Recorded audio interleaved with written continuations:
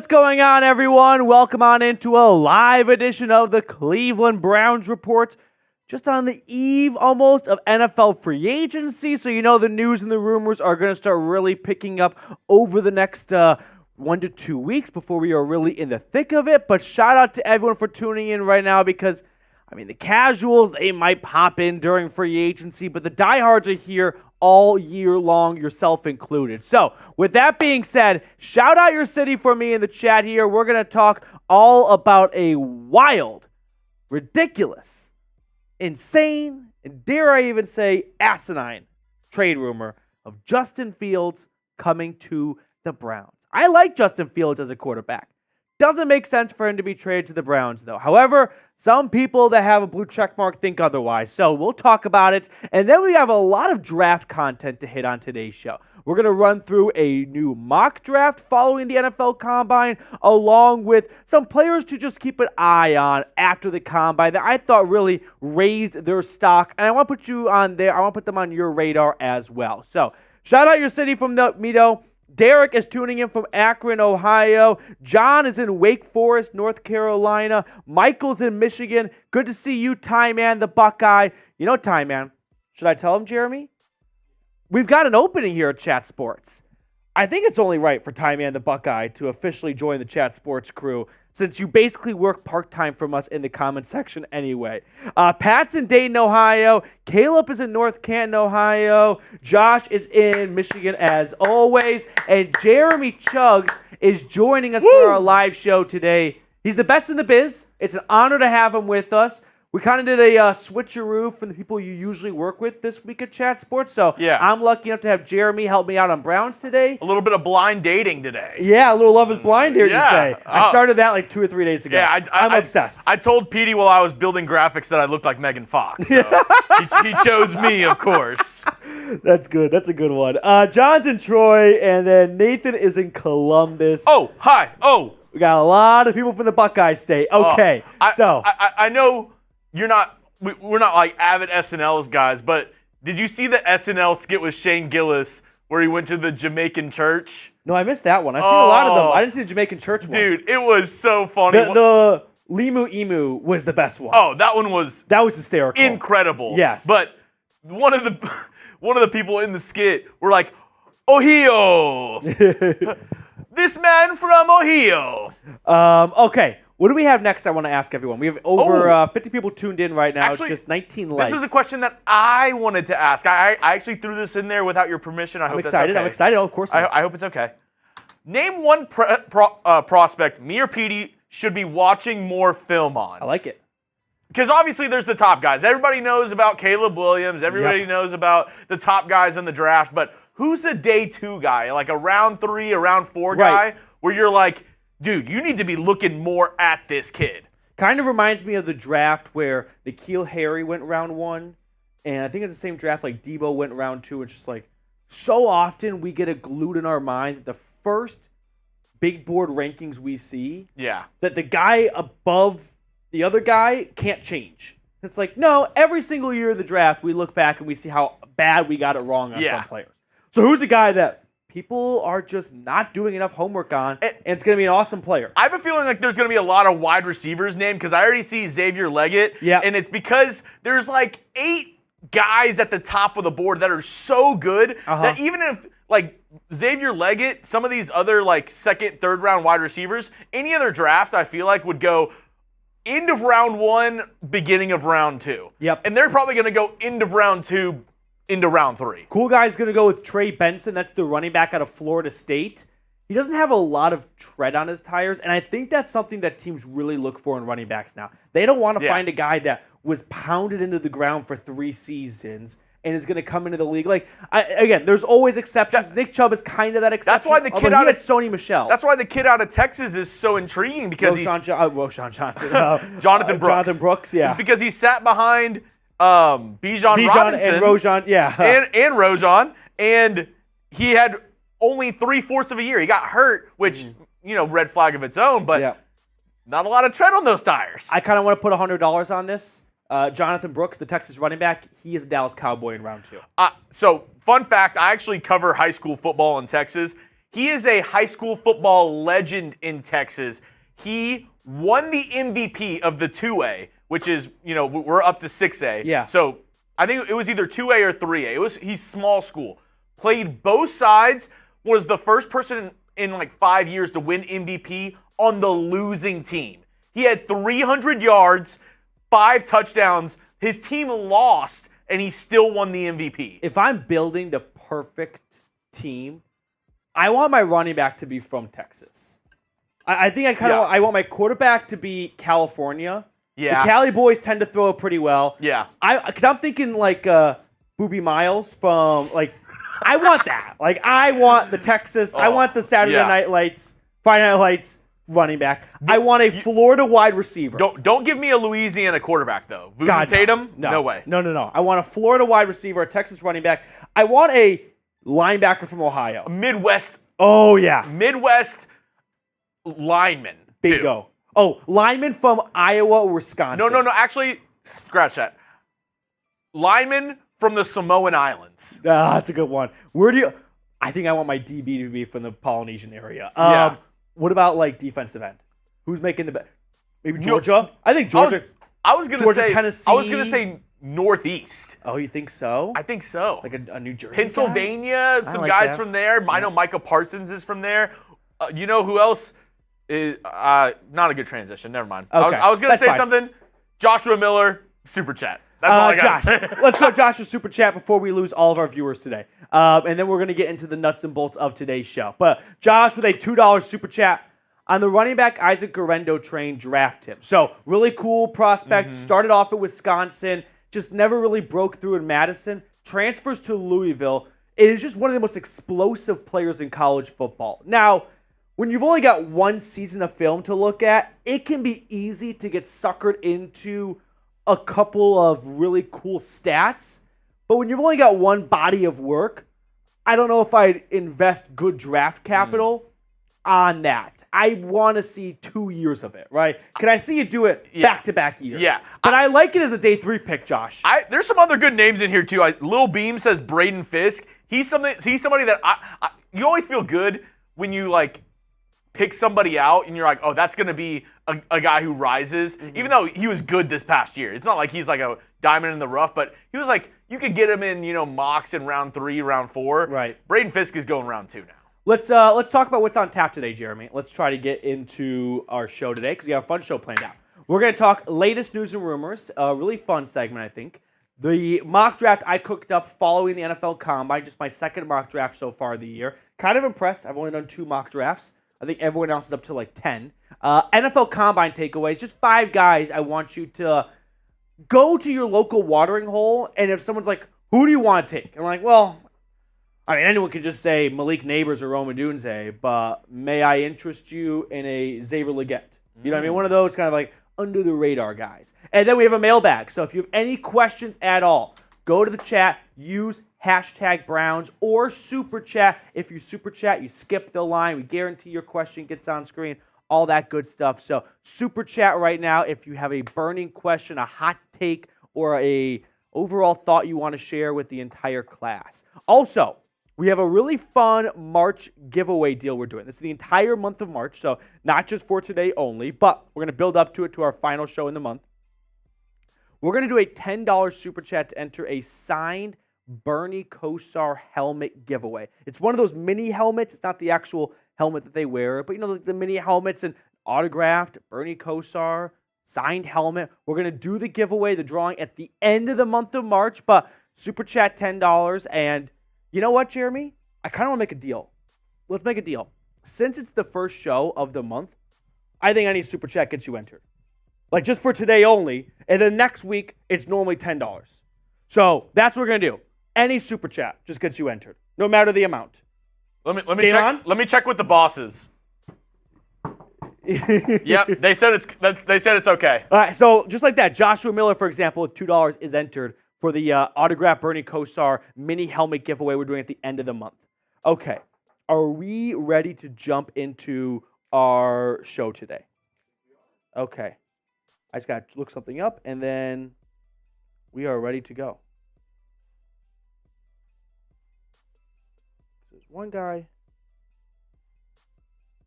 I just want to make sure. Okay. Yep. I see people already using those hashtag Browns. Joshua Miller, James Harper.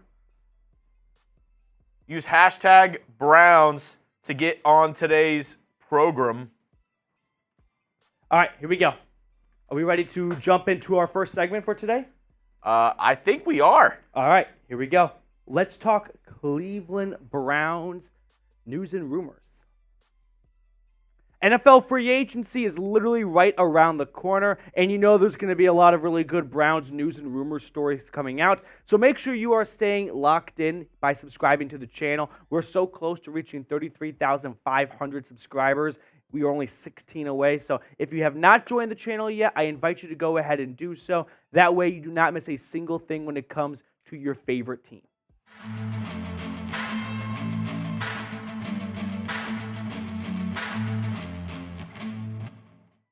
Welcome on into the Cleveland Browns Report by Chat Sports. Matthew Peterson here breaking down the latest on your favorite team. And we've got a very intriguing show, I think is the word I want to go with on today's episode. So let's get right into it. The first segment on today's show are the Browns trading for Justin Fields.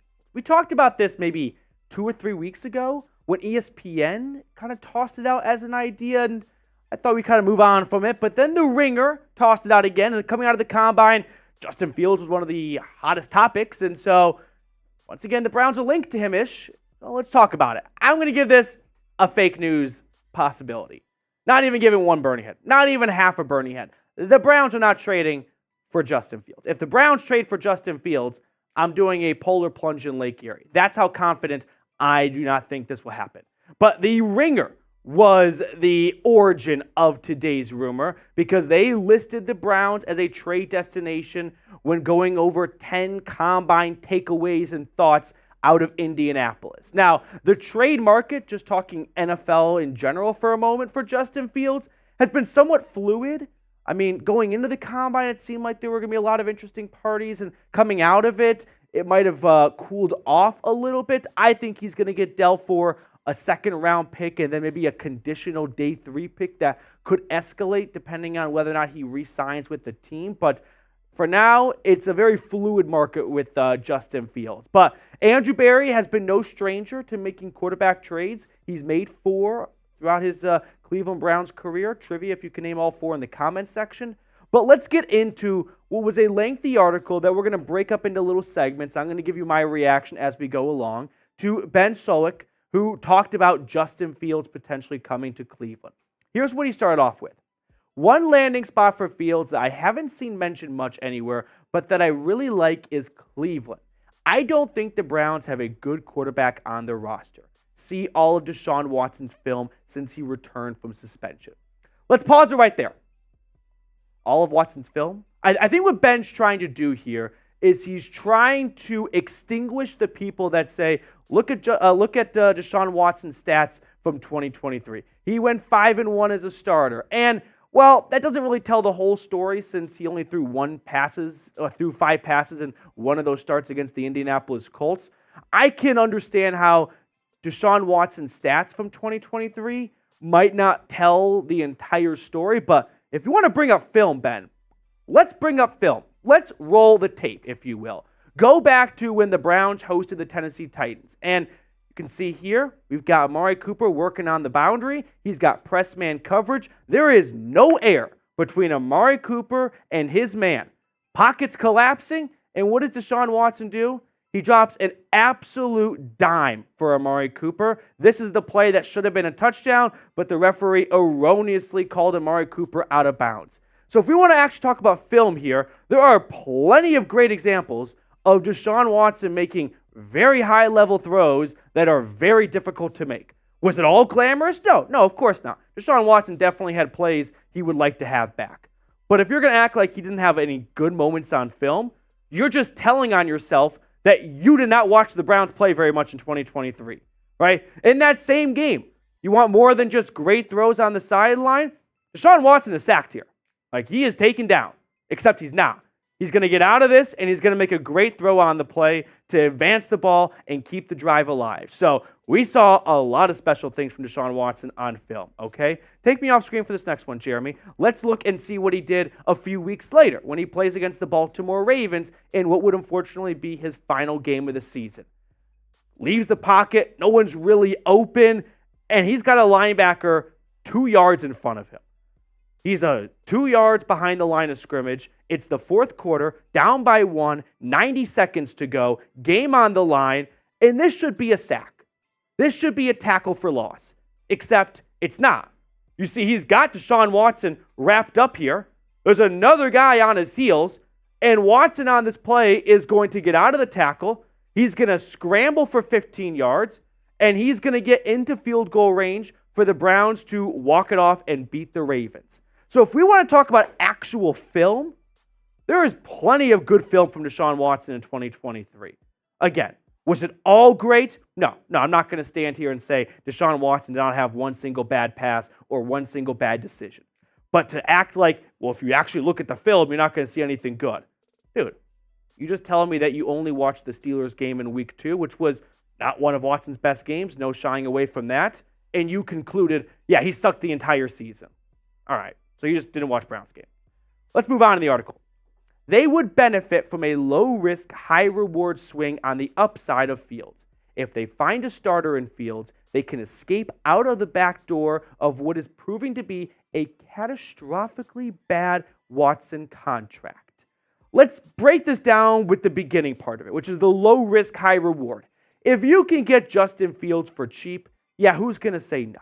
Yes, you'd have to pay a decent, not even that high of a salary for 2024, but 2025, if you pick up his fifth-year option, he'd be one of the most expensive backup quarterbacks ever if Deshaun Watson ends up having a great season and you don't turn to Fields after this low-risk, high-reward trade. So if you can get Justin Fields for like a sixth-rounder, who wouldn't say no to value like that? But he's not going for a sixth-rounder. So we can kind of just remove that from the equation. And also, catastrophically bad contract? Give me a break, dude. The NFL salary cap just went up $30 million. Deshaun Watson is not even one of the 5 or 6 highest paid quarterbacks in football right now. He's making $46 million a season. Daniel Jones is making $40 million. Catastrophically bad? If it was so catastrophic, the Browns would have been a one-win team last year because of Deshaun Watson's contract. No, they're still able to put together a great ball club and go out and win 11 games and go to the playoffs despite a catastrophically bad contract. This is just you saying you don't really understand how the NFL salary cap works, and you just think, well, $230 million guaranteed means even if Watson's not good, the Browns are screwed forever. It's just not the case. That's not how the NFL salary cap works. We're looking at purely cap hits and more importantly, cap hit percentage. And as the NFL salary cap continues to go up and up and up, and what did Amazon Prime pay for just one game? Like $120 million? Guys, if the Browns are truly in a bind in a year or two and need to get out of Deshaun Watson's contract, it is not going to be this massive headache that people right now think it's going to be. Now, before we get on to the rest of today's video, I do want to shout out our awesome sponsor today, which is Mando. Warmer weather, let's be honest, it leads to funkier smells coming out of places you don't want to be smelly. So grab some Mando whole body deodorant and nip body odor in the bud. Put it on your pits, your package, your feet, and beyond for whole body freshness. From the makers of Lumi deodorant, Mando is clinically proven to work hard all day. Instead of covering up BO with heavy fragrances, Mando stops odor at the source, stopping the stink from happening in the first place. Now here's the special offer for the Dog Pound. Get $5 off a starter pack with our exclusive code and link when you use code CHAT at shopmando.com. That's shop MANDO.com/chat. Use promo code CHAT. So, personally, I really enjoy using Mando because as the warmer weather comes, I start to walk to work more. It's about a 30-minute walk for me, but just trying to be a bit healthier. And I know when I get in the morning, that deodorant I put on when I got out of the shower, it's almost useless at that stage. So I've got Mando just waiting for me on my desk, and I am ready to roll. So if you want to improve your whole body smell, get started today and go to shopmando.com and use code CHAT. When you do that, you're going to get $5 off the starter pack, which equates to over 40% off in total. So what are you waiting for? That link is in the comments and description of today's video. Back to Ben's write-up here. He wrote, "We know that Cleveland is interested in mobile quarterbacks. Josh Dobbs, P.J. Walker, and Dorian Thompson-Robinson were all either in camp or starting games for them last season. We know that analytically minded general manager Andrew Berry should always be interested in high upside gambles at the quarterback position." I'm going to stop you right there. P.J. Walker is not a mobile quarterback. I don't know if Ben just assumed because Josh Dobbs and DTR are mobile QBs that P.J. Walker would be too, but no. P.J. Walker is absolutely not a mobile quarterback.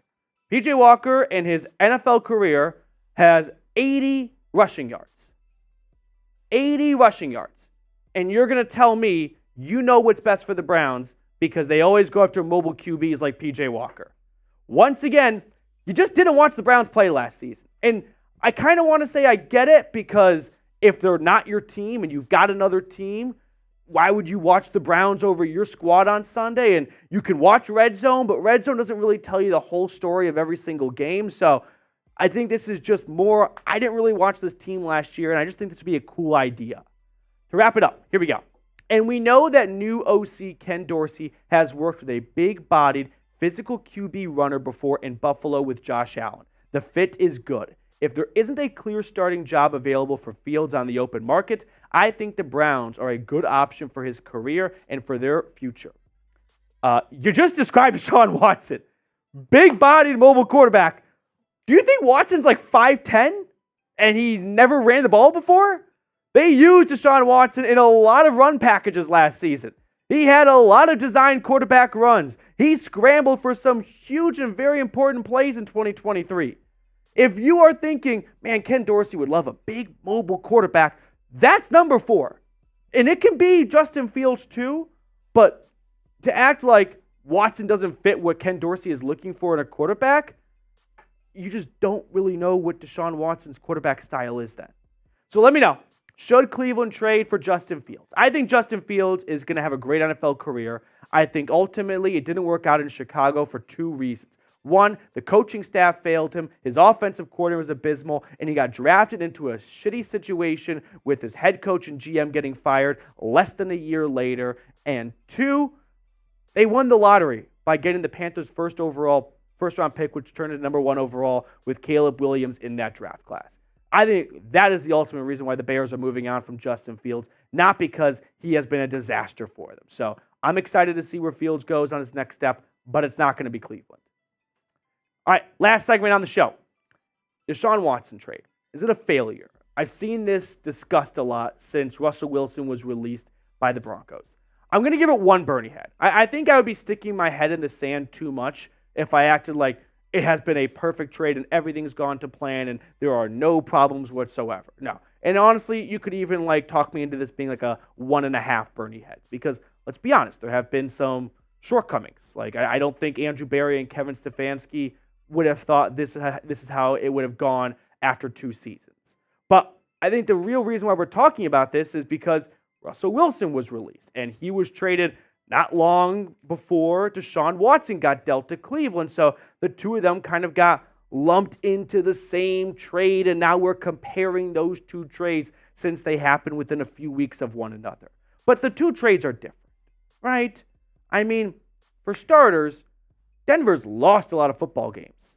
The same is not true for Cleveland. The Browns just won 11 games, and Deshaun Watson did not play all 11 of those games, nor should he get all the credit for it, but he was a part, and the games he did play, you can even remove the Colts game, right? Went 4-1 as a starter, 3-1. He helped them win a lot of important games. He helped them take down the Baltimore Ravens and give them their last loss with Lamar Jackson as his starting quarterback till the AFC Championship game. So Browns took down the 49ers. I don't think it's fair to compare the 2 trades simply because they took place 2 or 3 weeks apart. Now, as for the trade package, somewhat similar. Denver gave up 2 firsts, 2 seconds. The Browns did not give up 2 firsts and 2 seconds, but they gave up 3 first-rounders. So in the same neighborhood, if you will. But the Broncos, a.k.a. Sean Payton, cutting Russell Wilson, I don't think should factor into evaluating Russell Wilson's trade, Deshaun Watson's trade. The reason being is Sean Payton came into Denver, gave it a year with Russell Wilson, knew that was not going to be the guy that's going to help him win his second Super Bowl, and he has the richest owners in the NFL with the Walton Penner Group, the Walmart heir, essentially, and they were willing to eat $39 million in cash. If Sean Payton doesn't have that type of ownership, Russell Wilson's not going anywhere. Like, Russell Wilson last season improved from 2022. He is still a starting quarterback in this league. But because Sean Payton does have the richest owners in the NFL that will greenlight an $85 million dead cap hit, he was able to get his way and move on from Russell Wilson. Without that, Russ is not getting released, and we're not having this conversation today. So I don't think it's fair to compare the two at all. Now, this is a huge season for Deshaun Watson. Like, 2024 is make or break. And ultimately, a lot of this comes down to whether or not Deshaun Watson can, stay healthy, can be available. And that's a huge, important trait and ability to have, is the best ability is availability. So step one for Watson is, like, let's just stay on the field for more than, 2 or 3 games. The last time he played, I think it was 6 games in a row, was his first 6 games in Cleveland.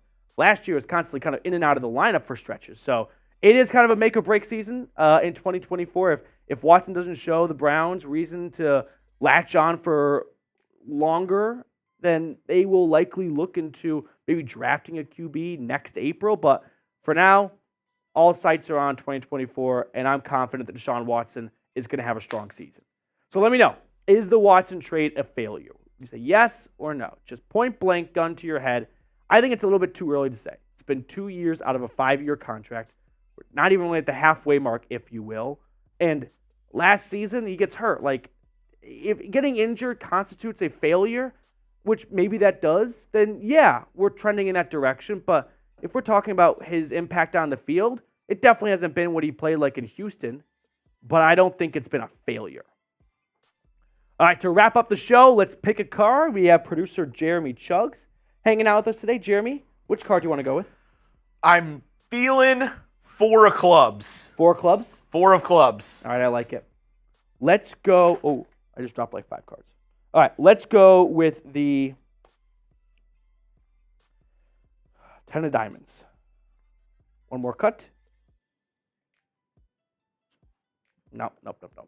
7 of hearts. 7 of hearts. All right. I knew it. That will do it for us on today's episode. Thank you guys so much for tuning in. We're going to sign off, and we will catch up with you all later. If you have not subscribed to the channel, please consider going ahead and doing so. So we got Super Chat fly in. Oh, we did? Yeah, let's go. I don't think anyone got the card either. All right, Brad, what's going on, dude? Petey, I am back. What do you think about Russell Wilson being released and Flacco going to the Patriots rumors? Go Dog Pound, F Pitt, and the Unibrow Man. There's like so it's just Brad this happens to? Yeah, for whatever reason, I think it's for Brad. It adds his random OBJ. Do you have any idea why that'd be the case? Do you see that? My only guess is that he's on Android. Like, I guess so. What is like... Brad, are you on an Android? That's a fair guess. And why is it OBJ? I don't know. I think it's like a code of like some kind of coding, like that message comes up whenever there's some sort of error. Okay, to answer your question though, thoughts on Russell Wilson being released? I think this was Sean Payton getting his way because he had the richest owners backing him, and he told them, listen, this was a mistake of a trade. The quicker you move on from a mistake, the better. And if you're okay with paying a guy $39 million in cash, I mean, really just like let that sink in. Like going to your boss and being like, we got to pay someone $39 million to get the fuck away from us. And them going, you got it. Like, not many people in the world would ever say yes to that. I would do it for half. So I think that is like the only reason why that this even became a possibility. All 31 other teams, Russell Wilson would have been back after the way he played last year, which wasn't dreadful. It just didn't look like what Denver was looking for in a quarterback. Okay, Joe Flacco to the Patriots rumors. Yeah, with AVP there, I could see there being a bit of a connection, especially if New England doesn't feel like Jaden Daniels or Drake May is ready to start if they go with the quarterback at number 3. So I could see Flacco landing in New England. I think that's got some legs to it for sure. Flacco gives me big AFC East vibes. The guy's he's an East Coast guy. Yeah. Right? He's from Philly, went to Baltimore, then he goes to the Broncos, but he's bad in Denver, so comes back over, plays well in the Jets. Yeah. He needs to be... Brown's more of, I would say they're Midwest, but more... Still East Coast time, though. Yeah. He needs to be in the Eastern time zone his entire career. I don't think he should travel to the Western time zone. Yeah. I don't think it works out well. Him in Las Vegas would be a disaster. Oh, my God, it'd be awful. Could not do it. No. Okay. Brad, appreciate your super chat, my man. And I'll go ahead and cycle this one back whenever we hit our mailbag later. So if you want to join the mailbag, continue to use #Browns or super chat like Brad, and I'll get all those questions in on the mailbag. You too, Josh. I'll make sure to recycle that for the mailbag so you can get on a segment here on the program. But what do we have next? Next up, we got a mock draft, if I remember correctly. Who doesn't love a good mocky? A little mocktail? Rock out with your mock out. Exactly. I'm excited. Get to talk mock. Oh, I love mocks. Makes me mock hard. All right. Getting all set. Oh, it's a post-combine mock draft. Oh, wow. Jack's out there just waving his mock in my face. Get it away, Jack. This is a work. I don't want to see your mock out. All right. You ready to go? Yeah, I'm ready to talk. We're talking post-combine mock. Okay. Big mock coming. Big mock coming indeed. All right, let's jump into it. 1 second. Okay. Is Shay messaging you sweet nothings right now? Or? No, just getting slacks. Here we go. Let's do a mock draft now that the NFL Combine is over. We've got a better idea as to how the NFL Draft Board is shaping up. So, my second mock draft of the 2024 offseason. We're going to go through all rounds 1 through 7. So, let's not waste any time. Let's get into the fun part of today's show. And let's run through what selections the Browns have in the 2024 NFL Draft. They have 2 picks in the second day. Still no first rounder, but you've heard that a million times by now. A couple 5s, a couple 6s, made some trades, right? Traded back, got Josh Dobbs trade. They traded with the Ravens last year, the Texans. So they've got some ammunition to work with. They're not going into this empty-handed. 7 picks altogether, and the Browns are definitely no strangers to making trades. So don't rule out a way where Andrew Berry generates more draft picks or maybe even decides to move up a little bit and go get a guy he really likes. So let's jump into it. Let's talk about who the Browns could be getting in this mock draft. So they've got pick number 54 to start the second round, or early in the middle of the second round. And with that selection, I'm going to go, drum roll please, wide receiver out of Florida, Ricky Peterson. So this is a very interesting pick for the Browns because they likely are looking wide receiver. So the question then becomes, who's the best wide receiver when they're on the clock at 54? And you may like a guy a little bit more, but there's a good chance he might be gone at that selection, which is why I'm going to go with Ricky Peterson. So last season for the Gators, 965 yards, 4 touchdowns. He was a big play threat when he overlapped with Anthony Richardson in 2022. So he's got that big play factor to him, the ability to stretch the field, the vertical threat, if you will. He came in, measured the combine, 6'1", 189 pounds. It was his 40-yard dash that really started turning heads, 4.41. For reference, Cedric Tillman ran above a 4.5. David Bell ran above a 4.6. So this is definitely more of your speedier slot type receiver, a little bit like Elijah Moore, but not quite as twitchy, if you will. Now, my pro for him is he showed deep threat abilities with Anthony Richardson, like I said. So if you're looking for a guy that can be a big spark play type of player, this is your man. If you're looking for a guy to move the sticks on 3rd and 4, he's probably not suited for that job. But I think Cedric Tillman and David Bell do a pretty solid job at that role. So let's find a guy that can take the top off of defense. Mike Kahn, he's a little bit on the smaller side, right? 6'1", 189, which means he can get stuffed at the line a little bit when he goes up against press man coverage. That is something he definitely has to work on in the NFL. But wide receiver at 54 will be a waiting game. If the Browns do not move up and they are dead set on taking a wide receiver, the question then becomes which wide receiver will be available at the top of their big board. Let's run through the wide receivers in this draft class. I've got some tiers. Tier number 1 are these three guys here. I think Marvin Harrison's a little bit ahead, but you can make really good arguments for Malik Neighbors or Rome Odunze being next. So this is the top tier. We all know the Browns aren't getting any of these guys. Tier number 2, you hope and pray one of these guys falls to you, but it's very unlikely. It is the NFL draft. Crazy things do happen, but Brian Thomas, Keon Coleman, both the Texas receivers. I even have Ladd McConkey in tier number 2 after a really strong Senior Bowl and Combine. There's a good chance that of these 5, 3 to 4 go in round number 1, and the guy or two that escapes the first round is used up in the first 10 picks of round number 2. So don't even get too attached to any of these players.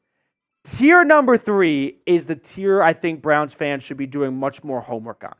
Your Troy Franklin, your Roman Wilson, your Malachi Corley, your Ricky Pearsall, your Xavier Leggett. Like, these are receivers that might not all be there at 54, but unlike the other previous tiers, most of these guys have a good shot of being there at pick number 54. So who do you pray falls to Cleveland at pick number 54?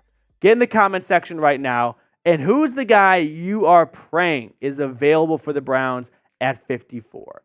Because every single draft, we all get attached to a player or two, and we all just hope they're going to be there when that pick rolls around. Let's fast forward to round number 3, pick number 86, and I'm going to go linebacker, Jeremiah Trotter out of Clemson.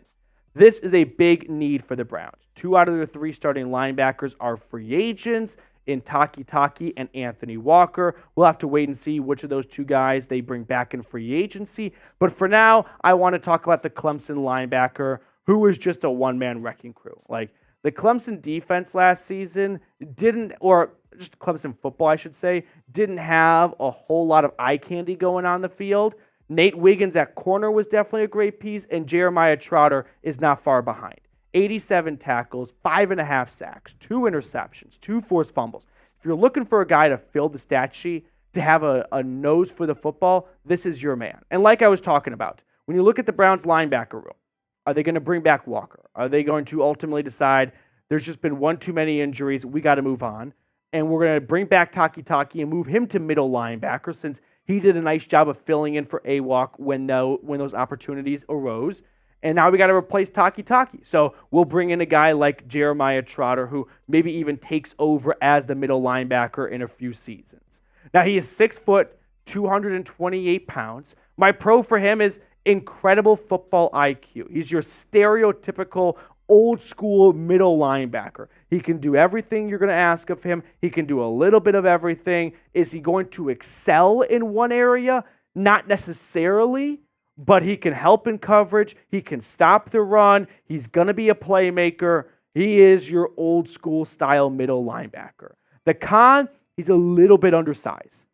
6 foot, 228. Had he been 6'1", 235, maybe this is a guy that creeps into the end of the first round, right? But I think the size is holding him back just a little bit, and that's why he is now potentially falling to the Browns in round number 3. This would be a definite floor for Jeremiah Trotter in terms of where he could land in the draft, but when I was doing this mock draft, I was very pleased to see him available when the Browns were on the clock with the 86 overall pick. So that's the selection that I went with. So I like the idea of the Browns adding to their linebacker room. They have never spent a lot of money in free agency at that spot. So I think it's time to reset at linebacker a little bit. The Browns need to find someone in the draft because they haven't drafted a linebacker in a couple of years. The last one being Jeremiah Owusu-Koramoah. can't keep rolling on with these one-year contracts. And at some point, you just got to find someone in the draft, right? And I think Trotter in round 3 would be a great selection. Now, what do you think the Browns should do at linebacker? Type F for free agency or type D for draft? Do you want to see them run it back with the same cast and crew, or do you want to see them go a different direction and bring some new blood in? Get in the comment section below and let me know. Now, before we get to our next pick, we actually have a trade alert. Called the New York Jets, and we made a deal. Here's the trade that I made with New York. Moved into round number 4 and gave up both 5th-round picks to do it. So, sacrificing 2 picks in day 3 to move up from 135 to 114. And the Jets, they were kind enough to accept this trade offer. So, after making that trade and having the 114th pick in the draft, moving into the 4th round, this is the selection I went with. Running back out of Tennessee, Jalen Wright. The Browns need a running back in the draft. I think we all learned last season that Jerome Ford is not going to be the guy that takes over from Nick Chubb when inevitably his time in Cleveland is up, whenever that day comes. So let's go find a new running back, and let's complement whether Jerome Ford or any other starting running back to begin the season until Nick Chubb returns. Coming out of Knoxville, he is 5'10", 210 pounds, and he ran a blistering 4.38 40. Now, the pro I've got for him is, if you thought Ricky Pearsall was a big play machine, it's Jalen Wright. He had 25% of his carries last season for the Vols turn into 10 or more yard runs. As a Tennessee grad and a guy that watched every single second of Tennessee football last year, let me just tell you, he is the big play machine, right? He may not be a 3-down back, and that may be something that he morphs into since Tennessee ran with a 3-headed running back crew last season. But if we're looking for a guy to be a nice complementary running back to Nick Chubb, to help out in the passing game and to make some big plays on occasion, Jalen Wright is your guy. Now, the con I've got for him is fumbled a lot back in 2022, so there was an improvement made in 2023, and pass protection. It's just something that Tennessee didn't really ask their running backs to do a whole lot of. They got the ball out quickly. They moved with a very high tempo. They didn't ask their quarterbacks, Joe Milton or Hendon Hooker, to stand in the pocket for days on days on days, and needed their running back to make sure no linebacker got to the quarterback. So that is definitely something that Deuce Staley will have to coach up in Mr. Jalen Wright. But the question becomes, is this a complimentary pick to Nick Chubb? Kind of like what Kareem Hunt was when the two started playing together in Cleveland, a little yin and yang action? Or is this a pick to replace Nick Chubb? I think it can be either. I think it can be very well a complimentary pick to begin his career, and if Nick Chubb does show some signs of slowing down after this knee injury, I do think Jalen Wright's got the capability of maybe not being anywhere near like a Nick Chubb in his NFL career, but I think he's got the capability of being a 2-down back that, probably can't go first, second, and third down and do everything that is asked from him, from, goal line touches to pass protection and whatnot. But I do think Jalen Wright can, at least for the beginning portion of his Browns career, complement Nick Chubb quite nicely. We have more picks to get to on today's mock, but really quickly, I do want to share with you guys this incredible deal going on at Fanatics. This Brownie the Elf t-shirt is still 30% off. I feel like that was an oversight on Fanatics' end, so take advantage of it while you can, because that deal is not going to run forever. Just go to chatsports.com/elfshirt. I put that link in the comments and description of today's video. If you want to up your Cleveland Browns wardrobe a little bit, get this shirt today.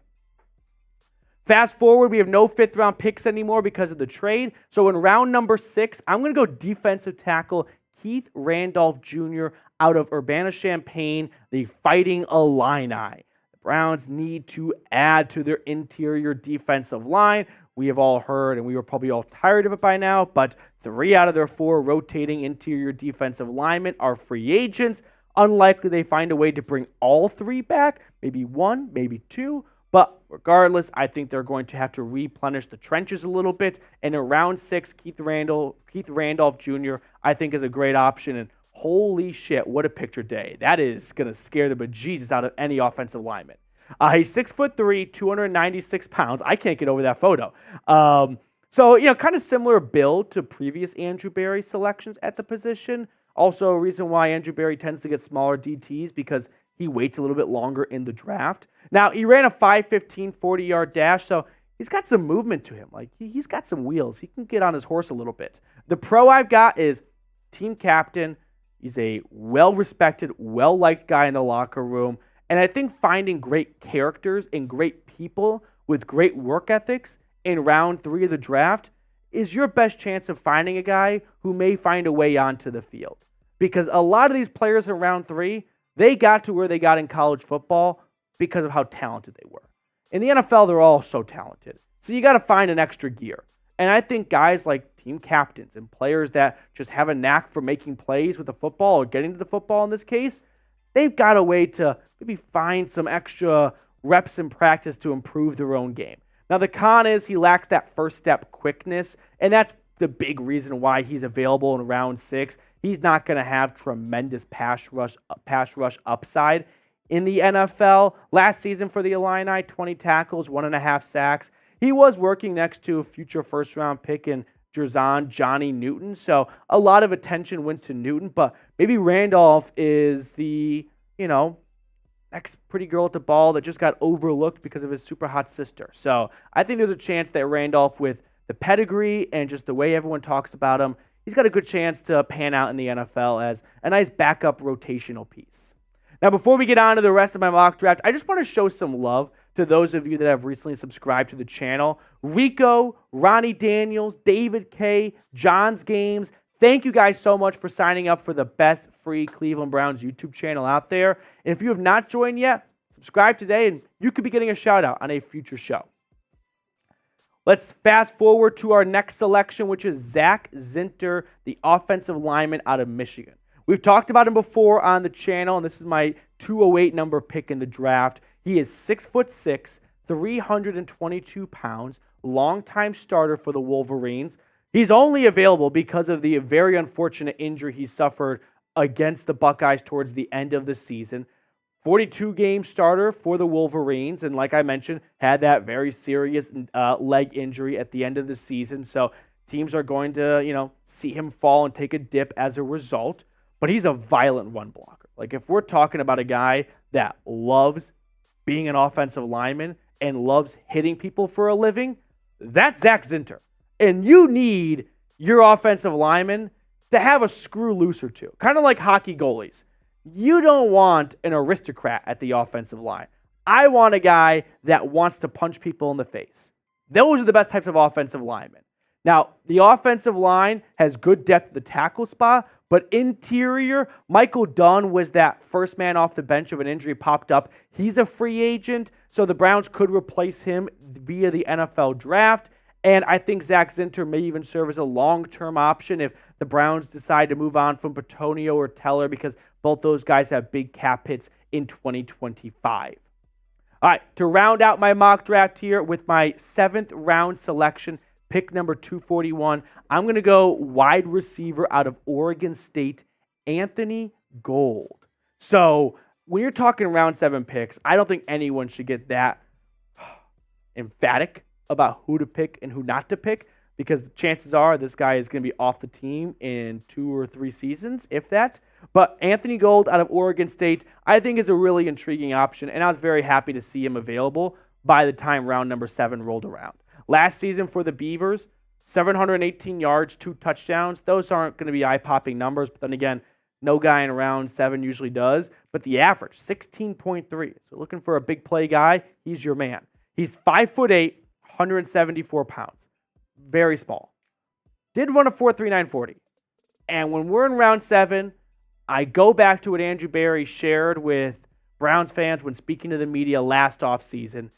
They're looking for guys with horse traits. And I love this description he gave of their draft targets, right? There are ducks and there are horses in the draft.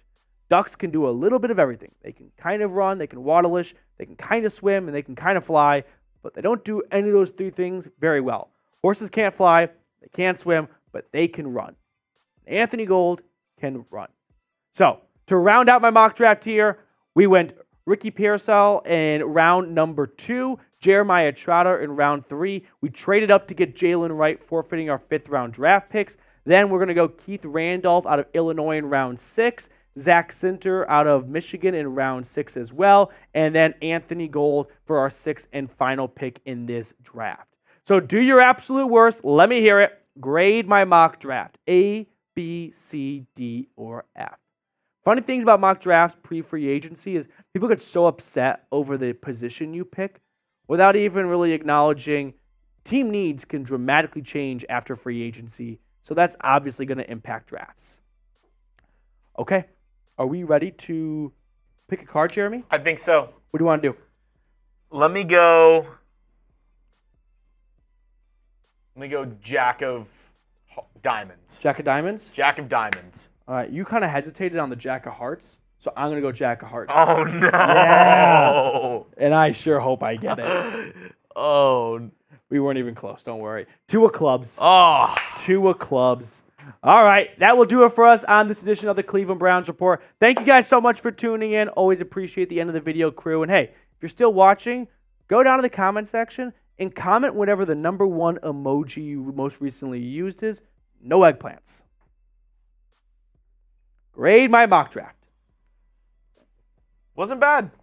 I kind of liked it. Wasn't bad. You got to keep in mind, the Browns are the last team to pick in the draft this year. Mm-hmm. I'm gonna splice in that clip. They're the last team to pick in the draft. I don't think you can get an A. Unless these 3rd round picks and 4th are just true Pro Bowl talent, hidden gems. I mean, you could obviously mess with the mock and have Brian Thomas Jr. fall. Yeah, but I try to keep it realistic. Okay. With their first pick in the 2nd round, the Browns select J.J. McCarthy. I meant to mention this in the video. The mock draft websites are so broken. Oh, most people use Pro Football Focus. I think it's the most user friendly, and that's why. I was on that one, and Jaden Daniels was available for the Browns at 54. And I was like, what am I doing here? If this is actually how your algorithm works, I can't trust anything else about this. So then I went over to Pro Football Network, which is not as user friendly, and it's just as bad. I don't understand why these mock draft websites can't just put a floor in for players and be like, hey, Jaden Daniels doesn't leave the top 10. So no matter what the computer does, can't go past 10. Yeah. Why is that so difficult to put into the computer? Well, I know on PFF you can mess with the 3 scales. I keep it normal. I don't mess with the sliders. I do. I move up the draft for team needs and I move up based on the position board. Maybe that's what I gotta do. All right. Grade my mock draft. Let me know in the comments section. I see B+, A-, A, B+. A lot of offense. I mean, I guess you went Trotter with your 2nd pick, but... I went Trotter because I got 6 picks to work with. Yeah. You want to be a 3-3 split? I went Trotter and I went defensive tackle. I went 4-2. Which side of the ball was better for the Browns last year? Offense or defense? The defense. It was the defense. So I think we should probably address the offense a little bit here. Yeah. Okay, so grade my mock draft for me. By the way, any super chat, no matter the amount for the rest of today's show, will get you entered into a giveaway we are doing, which is an autographed Bernie Kosar mini helmet. So the little mini helmets you find on people's desks and whatnot? No matter the amount, just for today only though. Because starting next Tuesday and for the rest of the month of March, it'll cost $10. So literally you could just send in $1 and walk away with a autographed Bernie Kosar mini helmet. So any super chat to enter, that's just for today only, for it being the first Tuesday of the month of March. And then for the rest of the month, it's $10. And then we'll do that drawing at the end of the month, the final Tuesday of March. So that being said, should we jump into our next segment, Mr. Beadley? Talking about the Combine. The Combine. Yeah, the Combine. I was going to talk about the Combine on Sunday. Yeah. And then the Browns got linked to Christian Wilkins a bunch. So I pivoted and talked about that. But I was like, well, I still want to talk about the Combine because I just watched it. So yeah. I kind of want to I just want to unload the clip. It's fresh on your brain. Exactly. Patrick Paul, U of H tackle, he had 34 reps. Browns prods, appreciate it. I'll check out Twitter later. Okay. Are we ready to jump into the show? I think we're ready to go. Are you ready? I'm hot. It's hot in the studio. Yeah, it is. Me and Jeremy had to go across the hall to the other office. I call it going across the pond. Yeah. You know, I think it started to make some movement. Texas said it a lot. The across the pond? Yes. Texas next to me. He kind of picked it up and ran with it. He said across the pond quite a bit. He's kind of ruined what was a funny, I wouldn't even say joke, but just like a little like slang. But now that he said it, it's like, this isn't cool. Oh, he says it a lot. I know. Fucking kills He's like, is this person across the pond? Jacob Kistner with a $2 super chat. Let's throw up Jacob's super chat, and then we'll jump into my combine players to watch for. Just putting in my off-season work, Petey. Let's go Browns. Everyone, drop a salute emoji in the comment section for Mr. Jacob Kistner. One of the real ones, one of the OGs here at the channel. Longtime viewer. Does he get a woof woof? You know, if any of the longtime viewers are still watching at this moment, you know what I was thinking about not too long ago? Brown Tiger just fell off the face of the earth. He has not watched or commented in a long time. And I was a little curious because he was like my first big supporter, like all that stuff. And he used to Twitter DM me a lot about Watts. He deleted his Twitter. Can't find him anywhere. I'm somewhat concerned. Maybe he Yeah, no idea what happened to Brown Tiger. Maybe he went off the grid. I know. Lives in a shack now. Your shirt, you got a little. There we go. There we go. I don't know. I wonder, Brown Tiger, if you're here, please. All right, let's get into it. What do brown tigers dream of when they take a little tiger snooze? You ready? Yep. All right.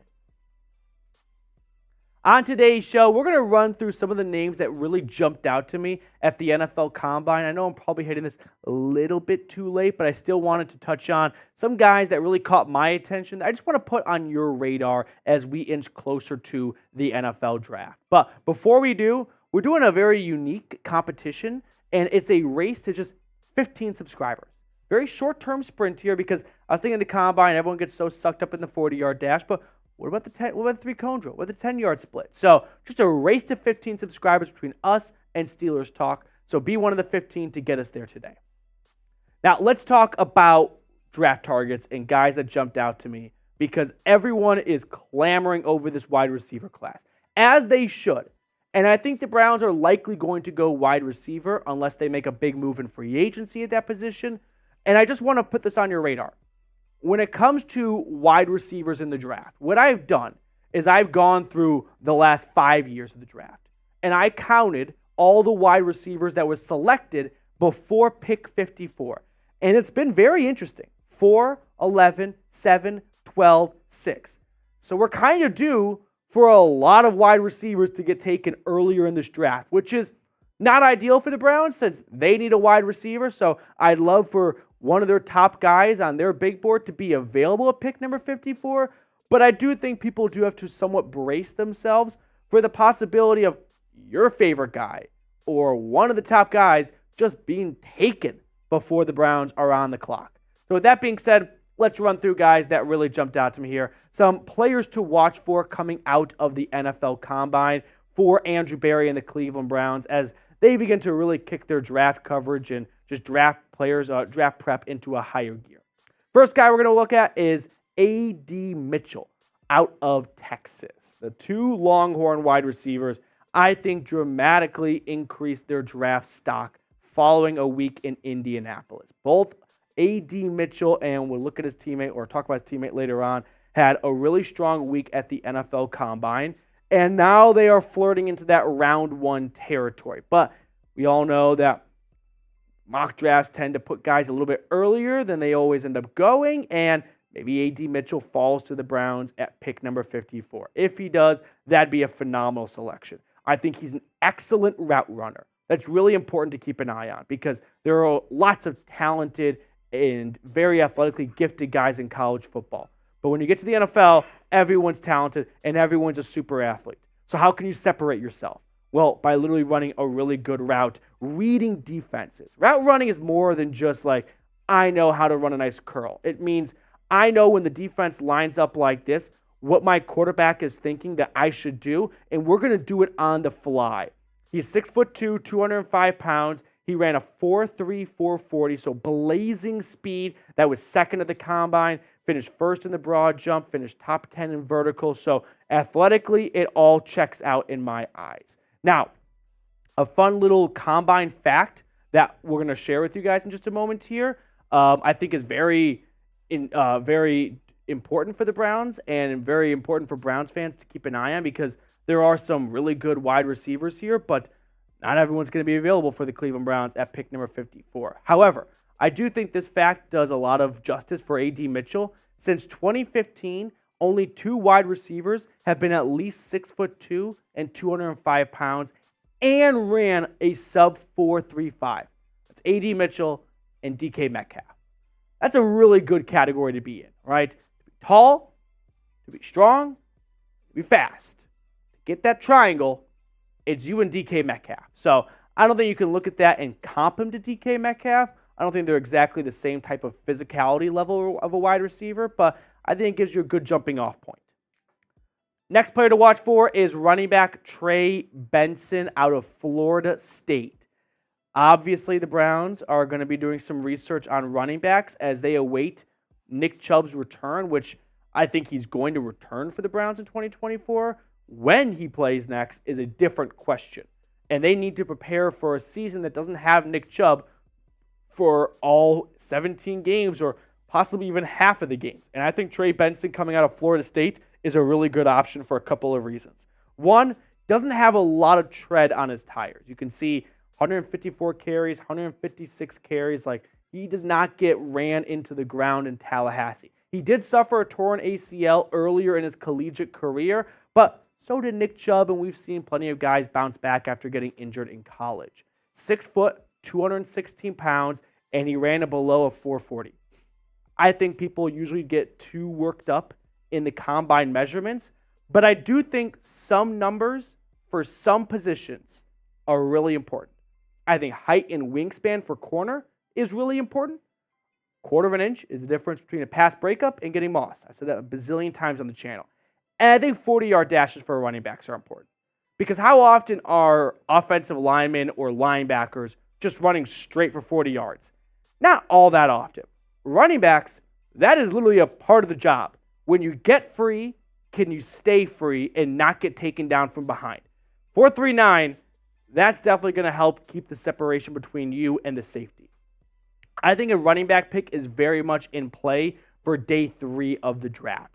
I don't think Trey Benson falls to day 3 of the draft, but then again, it's the NFL draft. Like, no one knows what's going to happen. Expect the unexpected, if you will. There are lots of guys that fall to day 3 that have no business being in day 3, but it does happen. So I don't think the Browns prioritize it with their 2nd round pick.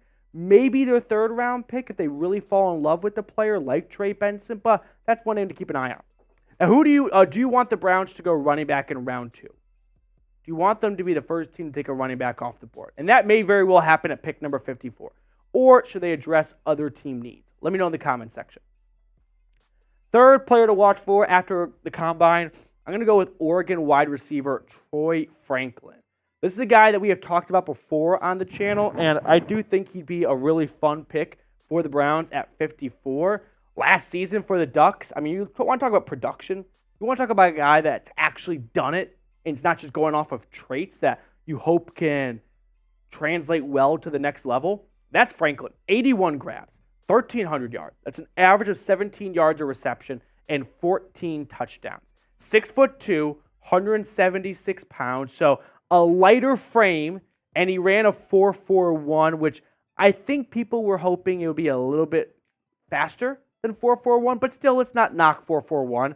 He's also, for reference, that's 0.13 faster than Cedric Tillman. So the Browns with Tillman and with David Bell went with different style of receivers. Troy Franklin, as cliche as it sounds, is your vertical guy, right? He's the one that's going to make the big play down the field. He's the one that's going to top off the defense. He's the one that's going to blow past the corner.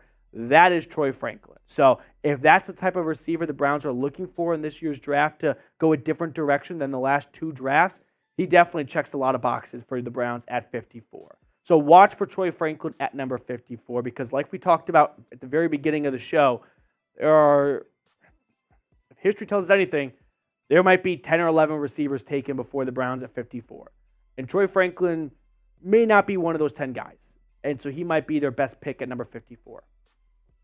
Now, this next guy is definitely someone the Browns would love to see available for them, in the middle of round number 2, it is Ladd McConkey, the wide receiver out of Georgia. Now, McConkey is a very interesting prospect because we didn't see a whole lot of him last year for the Bulldogs. He got injured, kind of like Brock Bowers. He missed some time. So there's not a ton of tape on him, but he really rose up the draft boards during the Combine and now into during the Senior Bowl and then most recently into the Combine.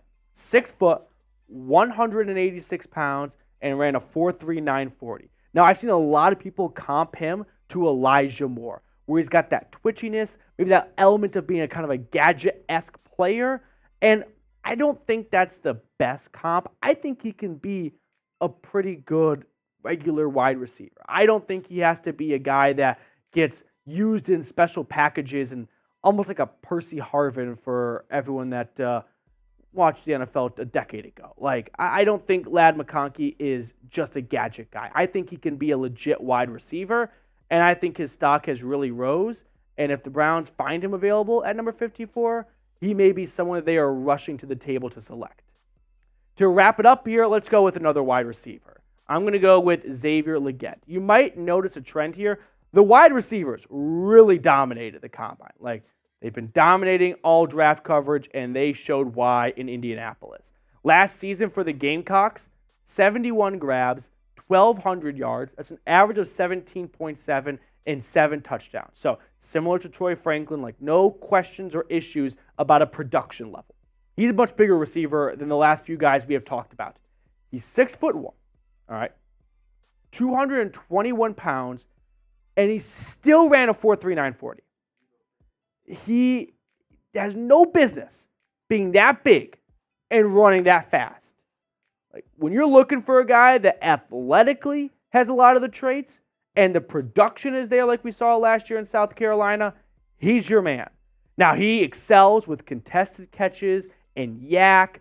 I know he went to South Carolina. Deebo Samuel went to South Carolina. You can kind of make some of the loose comparisons. I don't think it's a complete apples-to-apples comp, but Xavier Legette, he does have some issues with drops and did not necessarily flourish at the Senior Bowl, but I don't think you should really let a week in January override 3-4 months of the college football season. We saw him make some really nice plays. So definitely another name to keep an eye on.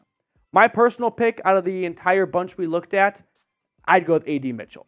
And I don't even think A.D. Mitchell will likely be there at number 54, but it is the NFL draft, and like a lot of guys thought last year, I mean, this is just my Tennessee bias showing right now, Cedric Tillman and Jalen Hyatt would be round 2 picks. And they fell to round number 3. So sometimes media members can get caught up in a player too much, and the NFL execs are just not on the same page. But if A.D. Mitchell is available at pick 54, I am sprinting to Detroit.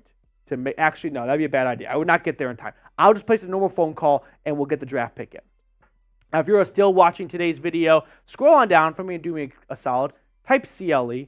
This is a good way for me to know who the MVPs of the channel are, like the people that watch all the way to the end of the video. That way I can just show some love to those of you that are rocking with me the entire time. Let's pick a card to wrap up the show. Jeremy Beatley. Which card do you want to 5 of spades. 5 of spades? Okay, confident. Said it with your spine. I like it. Let's say with your chest. I'm going to go with the 9 of clubs.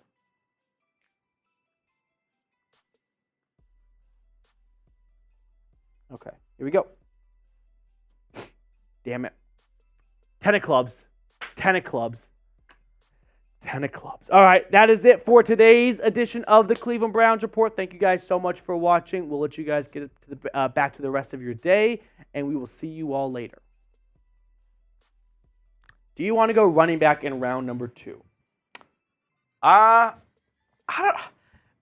There might be all the running backs there in round. If it's your number 1 running back on the board, I'll be honest. I think this running back class is just trash. Like, you don't like Bucky Irving? I think what ends up happening is we have to believe. Blake Corum? We have to believe that every position in every draft has at least 2 to 3 good guys. There is just a possibility that all those guys at that position stink. Like, there are drafts where there's no good quarterback. I could see this draft having the like running back class where it's like there's a couple of guys where everybody are like, oh, if they do this and this, they could be an amazing running back. But I really do think that there's going to be a couple guys in this running back class, even though there might not be like an all-star Pro Bowl type player. I think we might get a guy in round 4 or 5 that's a starter that everybody's going to look back and be like, oh, how did everybody miss on this guy? He's a certified starter in this league. Yeah, I guess so. There's just no one I feel like is a surefire. Like, no one I would ever put. I really like Jonathan Brooks. I do like Brooks too, I guess. I don't know. I like Brooks. I also... If Nick Chubb came out of college this year... Oh, he'd be the first running back taken. And he'd go round 1. Yeah. And the fact that no one will even entertain a running back going round 1, I think says a lot. If Jonathan Brooks wasn't injured, I think he might be able to slip into 30, like 29, 30, okay. 31. I buy that. I'll buy it. We do have a mailbag coming up next here. So get those questions in. Start peppering the chat. Little pepper. Anything you want. Hashtag Browns or Super Chat. Reminder, just for today only. Super Chat any amount and be entered into a month-long raffle, giveaway we're doing for an autographed Bernie Kosar helmet. So, Super Chat any amount, and we will send that to you after doing the raffle at the end of the month of March. Okay. So, mailbag, get those questions in. Don't be afraid. We got Lil Beam, as always, asking questions. I got Joshua. At Joshua Miller always asks the best questions. I'll be looking out for him. Oh, believe me. Josh asks questions that, like, I don't know. I don't know what the setting is, but Josh needs to be in a spot where he can just, he needs to be like a camp counselor, just to ask questions to get the ball rolling. Yeah. I could see it. Okay. I can see it. All right. Are we about ready to jump into it? I think so. Keep those questions coming in, and let's get started on today's mailbag. Yep. Let me. We'll get our ducks in a row here. We'll go right into the first question. Oh yeah, right into it. Right into it. Right into it. All right. No horsing around. Here we go. All right. Let's do this thing. Welcome on into the Cleveland Browns Report mailbag time here as I answer questions from our live show, which aired Tuesday at 5 p.m. Eastern. First one coming in via Super Chat, Joshua Miller on the running back Isaac Guerendo train. Draft him. I like Isaac Guerendo a lot. I think he's a very shifty player. He is an explosive playmaker. Very little tread on his tires after being a backup for a long time in Madison. Goes to Louisville for a final season. He averaged over 6 yards a carry. I like Guerendo.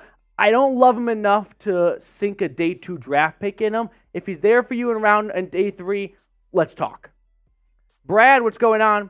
Petey, I am back. What do you think about Russell Wilson being released and Joe Flacco going to the Patriots rumors? I think Russell Wilson was released purely because the Denver Broncos have the richest owners in the NFL with the Walton Penner Group, and Sean Payton had ownership that would sign off on paying a guy $39 million to leave your team. I don't think any other owner would do that. So that's a big reason why they were able to move on from him. As for the Patriots and Joe Flacco rumors, with Alex Van Pelt there, I could definitely see if New England drafts a QB but still wants a veteran to maybe open up as the starter and make a transition later on, that would be a very comfortable landing spot for Flacco. So I definitely think Flacco to New England has some legs on it. I don't think he's coming back to Cleveland. Dan Rockman, what do you think about trading for Alvin Kamara? Interesting thought.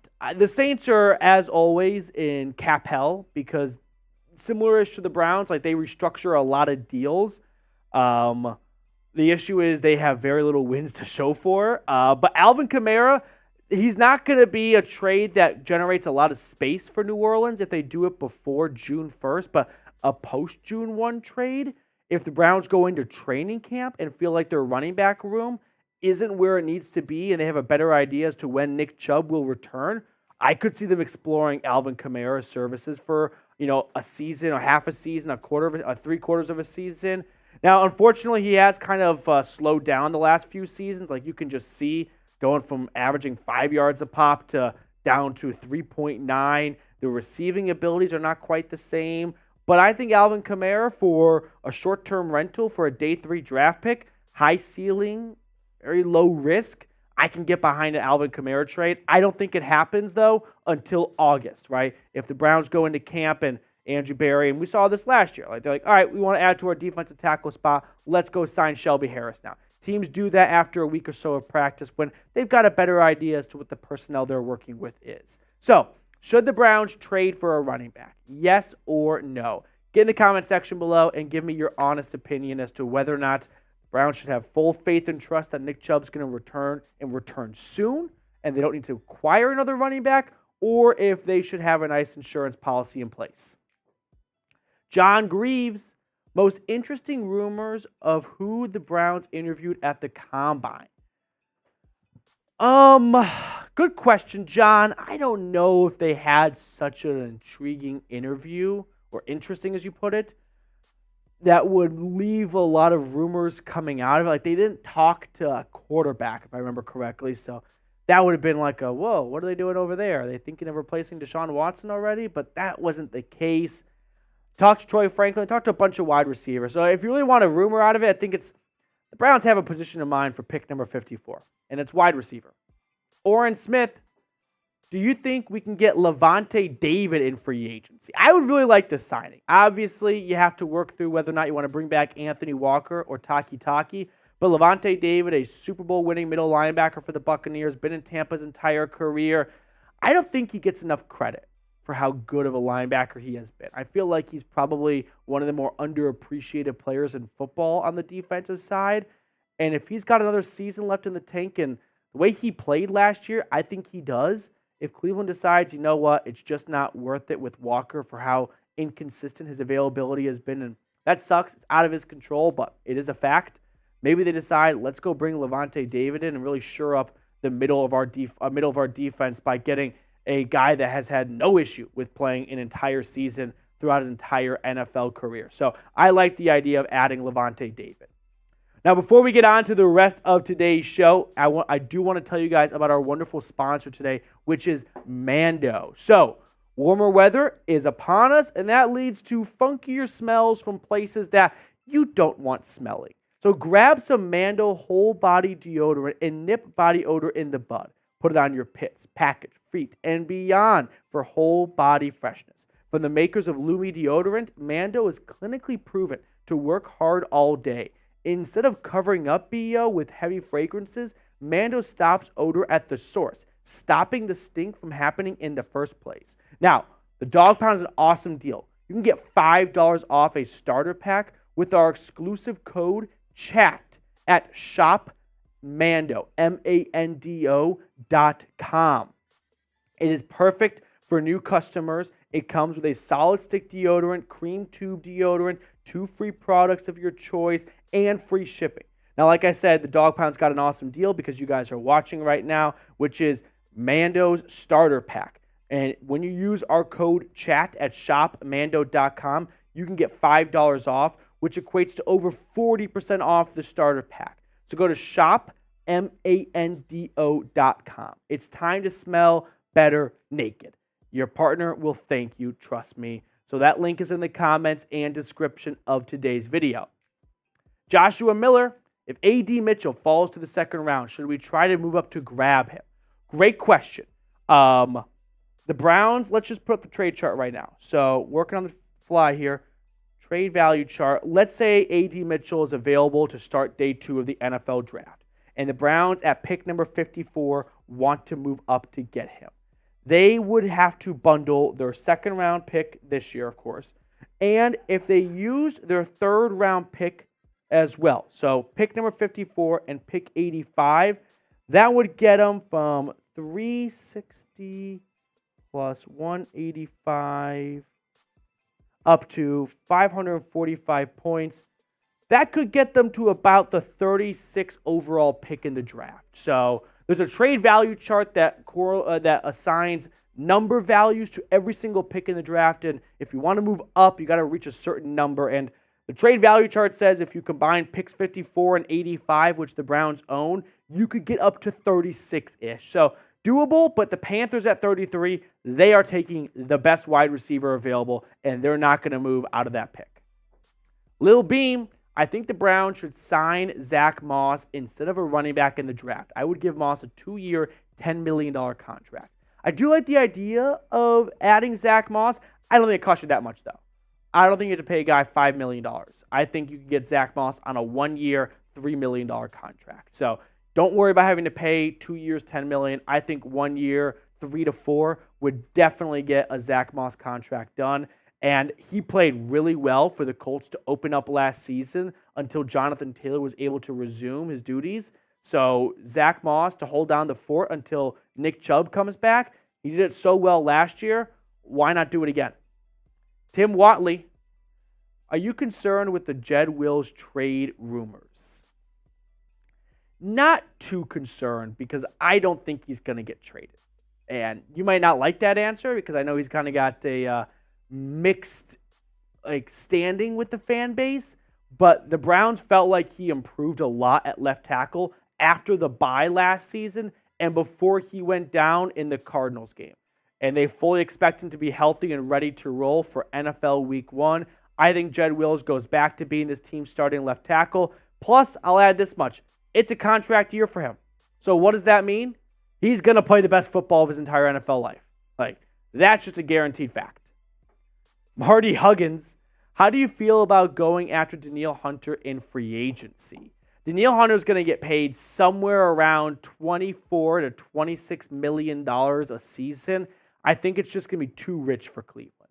They're always looking to add edge rushers. We saw that last year when they traded for Zadarius Smith. I think they're going to try to bring back Zadarius Smith. They're letting him test free agency. They don't want to be the only team bidding. They don't want to get into a bidding war with themselves. And maybe they find a way to bring him back. Maybe another team gives him more money. But I think the Browns are going to be comfortable with spending about $10 to $12 million for an edge rusher. Probably not going to double that budget. Lil Beam, if you saw Jalen Polk and Xavier Leggett on the board at pick number 54, which one are you taking? I'd go with Xavier. God, let's put up Xavier's, combine numbers and stats and whatnot. He was very productive last year for the Gamecocks. Definitely can check that box in terms of not just being a traits guy, right? A guy that actually got it done on the field. He's 6'1", 221. He's got a good size, and he's 4'3", 940. Just the size, speed, and height, and production. Make it make it a square. It's a square now, okay? That's an awesome square to be in. 1,200 yards, 7 touchdowns. I like Jalen Polk. I like Xavier Leggett more, though. So that would be my selection if the two were available at pick number 54. Now, make sure to subscribe to the channel, by the way, if you are looking for wall-to-wall content all season long for your favorite team. This is the channel to be at. So if you are looking for a one-stop shop for all things Cleveland Browns, scroll on down and click that sub button today. Okay, one last question coming in from Debbie. Petey, trivia time. I love trivia. Who do you think will score first points next season? I'm going out on a limb and say Cedric Tillman. First score of the season and his first touchdown of his career. What do you think? Is that really trivia? Debbie does this often. Okay, I will. First off, who scored the first touchdown last year for the Browns against the Bengals? Man, I can't remember who scored the first touchdown. I feel like, it's escaping me. It wasn't Njoku. It wasn't Cooper. Was it Jerome Ford? Part of me thinks it might have been Jerome Ford. That's actual trivia. Who scored the first touchdown last year? I'm going to go with Jerome Ford. No. What position? Deshaun Watson ran it in. Yeah, to end the first half. That was so dumb of me. He ran it in to end the first half, and they went up 10-0 at halftime. Yeah. Such an idiot. Okay. Who's going to be? How about a nice David Njoku? Nice little Chief touchdown, baby. God, doofus. How can I forget? It was rainy. He ran it in.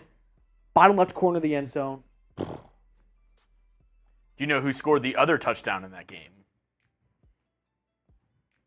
Did he also run it in? No. I'll give you this. It was a passing touchdown to end the game. Nail in the coffin. It wasn't Amari Cooper. Wasn't David Bell.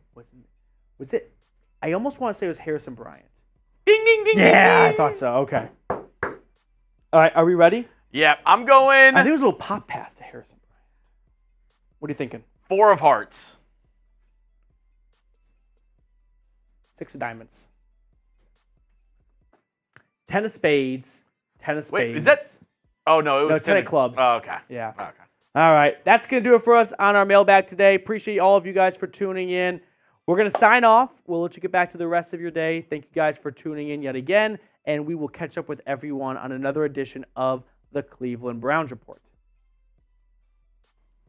Make sure to subscribe to the channel. As Josh filling up the Super Chat stat sheet today. Let's go, Josh. Way to take some initiative, Mr. Miller. Here we go. For the next mock draft, maybe only pick players that fit Berry's age parameters, 21 and under generally speaking. You know, Andrew Berry was asked about that specifically at the Combine. Do you only take young people? Well, also I'll defend Berry and say, like, the draft has just been filled with dinosaurs the last couple of years because of the extra COVID years and whatnot. Yeah. So it's just kind of tough to find very young people in the draft right now. But he said, like, that they don't have a hard set rule on the age. And that's just not a thing, and it's just a case-by-case basis every single time. So they would draft somebody that's 30? Well, they did draft Brandon Whedon. So you are talking to the right franchise. He was 42. He was 28 when he got drafted. But very different regime. But maybe someone, Marie's like, hey, that 28-year-old looking pretty good right now. Josh, appreciate the question, though, or the thought at least. I'm clipping that. We do have another super chat from Josh as well. So, Josh with back-to-backers. Remember, never afraid to ask a question. I love it, Josh. I don't know why people are afraid to ask questions. Like, I don't know. I think they're afraid to ask a question because if the question implies an opinion of their own and it ends up being bad, they'll look dumb for it. Don't be afraid. Like, if you're not giving a take, you're not going to be remembered. It's better to be remembered than be forgotten. Okay. Remember, one last kind of call, if you will, Jeremy. Any super chat for the rest of the show will keep us going for a little bit longer, but also we'll get you entered into a signed Bernie Kosar helmet giveaway. We're doing that at the end of the month. It's one of those mini autographed helmets from Bernie Kosar. So any super chat, no matter the amount, but just for today's show, because starting next week, it's going to go up to the usual $10. So if you want to get an all-time deal, now is the time to do so. Mike Kell, what's going on? Can Zach Wilson fit in the Cleveland offense? Nope, because he can't fit in anyone's offense. Zach Wilson's just bad. There are players for a long time who would you ride their draft pick selection. Who would you rather That's Zach Wilson. Trust this year? Say same thing. Injury happens. Yeah. Chaos happens. These two guys are the 1 and 2 options for you. I'm terrified. Zach Wilson, Trey Lance. I'd go Trey Lance because I know what Zach Wilson is. Not good. I don't think Trey Lance is very good, but I haven't seen him actually play enough to know that for sure. I'd go Trey Lance. All right. Zach Wilson, Josh Dobbs. Dobbs, but you have to know Dobbs is kind of like a cartoon character. He's got a health bar, and it just goes down really quickly. And you just got to know when to pull the plug on it. You get two good games out of Dobbs, and that's it. You got to know when to stop riding him. I remember everybody was like, the Cardinals are so dumb. Look how he's playing in Minnesota. I can't believe they traded him. So Josh Dobbs obviously went to Tennessee, and you might appreciate it. We'll wrap up the show with this story unless we get another super chat. He was the quarterback of Tennessee my freshman year of college. And Tennessee had really good players like Alvin Kamara, a lot of guys that went to the NFL draft. And they dramatically underachieved, Butch Jones, and they went 9-4. One of their losses was on the road to South Carolina, a bad Gamecocks team. They lost, sucked. On the way back to Knoxville, one of my friends in the car tweeted out, and it went viral. And remember, I don't know if you guys know this or not, Josh Dobbs is an aerospace engineer. We've heard that a bazillion times. Someone tweeted out, one of my friends tweeted out in the car, I hope I die in a plane crash. that was designed by Josh Dobbs so he can let me down one last time. And tag Dobbs in it. Guy blocked on Twitter. But it was an awesome tweet at the time. Worth it. Yeah. Levi, what's going on, dude? Levi, Petey, I'm pissed I missed most of the show. The good news is it's recorded, so you can always watch it back. But hey, we always love having Levi Mayfield hanging out with us here. So Levi, always a pleasure. And hey, I don't know if you knew this, but any super chat today gets you entered into the Bernie Kosar autographed helmet giveaway we're doing at the end of the month, no matter the amount. So if you wait, it'll be $10 next week. Do it now, you get it for like 1 cent. I don't know how you pass on that kind of savings, Jeremy. I mean, talk about like a spring cleaning sale. Yeah. Okay. Are we ready to pack it up?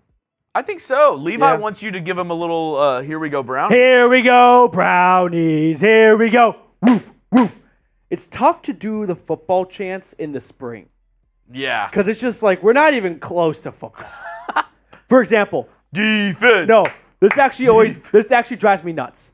This makes my skin crawl. I think it's so cringe at the NFL draft when people do their team chants as if the team is about to go out and play a game. J-E-T. I hate that. I hate that.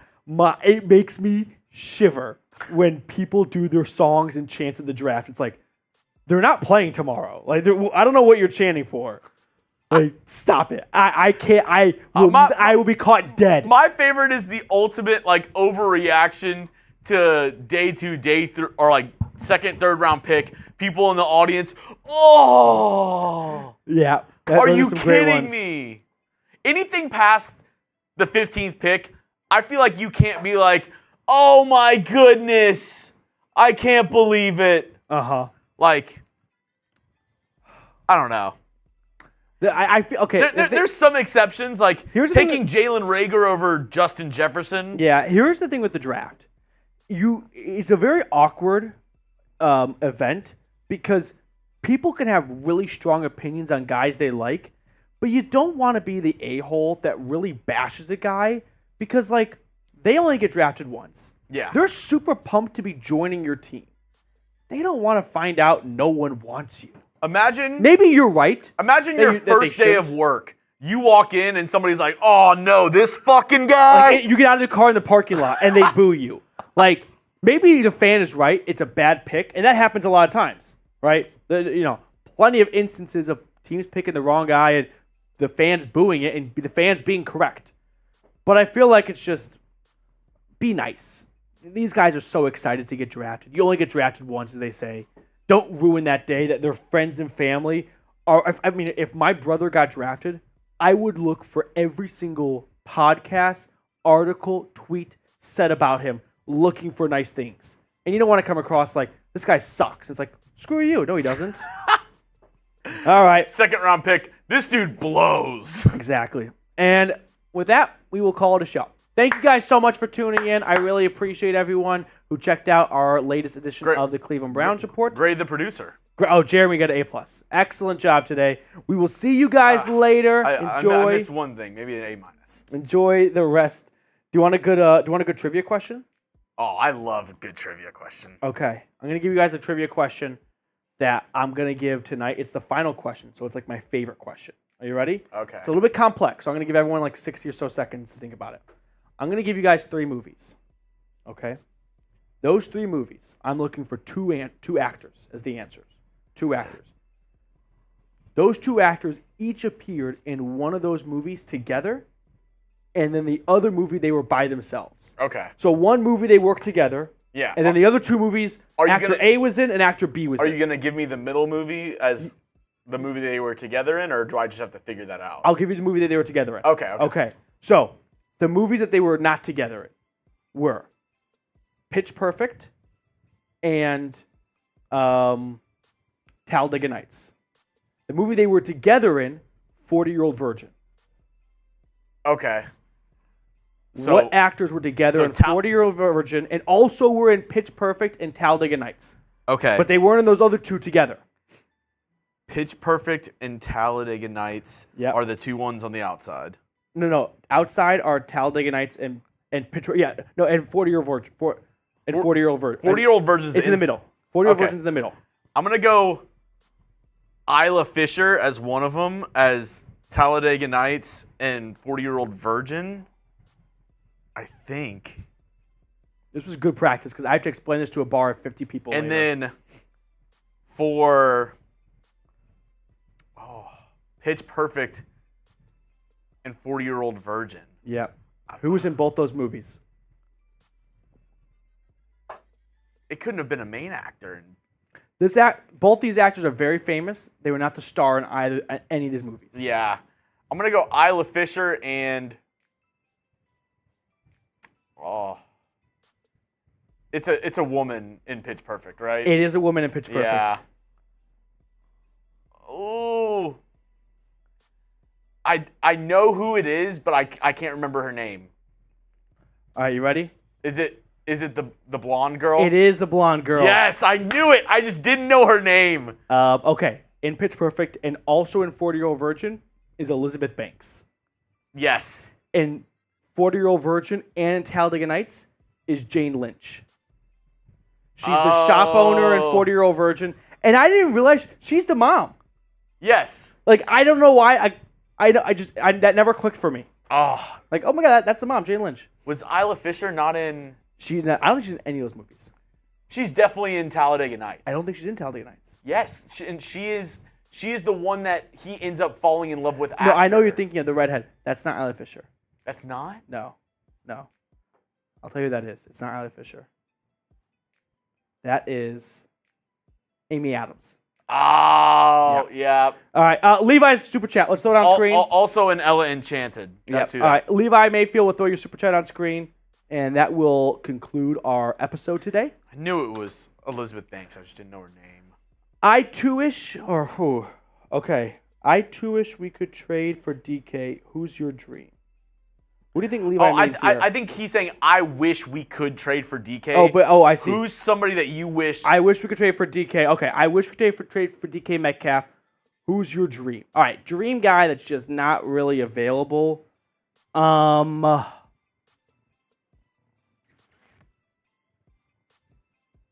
Ayuk. I feel like he's about to hit the best part of his NFL career. And he was really good last year. Brandon Ayuk would be the guy. Fred Warner. He's awesome too. Yeah. I mean, if you really think about the 49ers, are just so good. I mean, the real answer should be Patrick Mahomes. I mean, dream guy, you could trade for anybody in the NFL. Somewhat realistic, like somewhat realistic. Well, like dream realistic. Like Patrick Mahomes isn't getting traded. But if I told you Brandon Ayuk got traded, you wouldn't throw me out the window. You'd be like, all right, that's pretty crazy, but I guess I can kind of see how it got there. Yeah. I think he's so good. I like Budda Baker from the Cardinals. All right, well, that will do it for us. Thank you guys so much again for tuning in. Enjoy the rest of your Tuesday, and we'll see you guys later.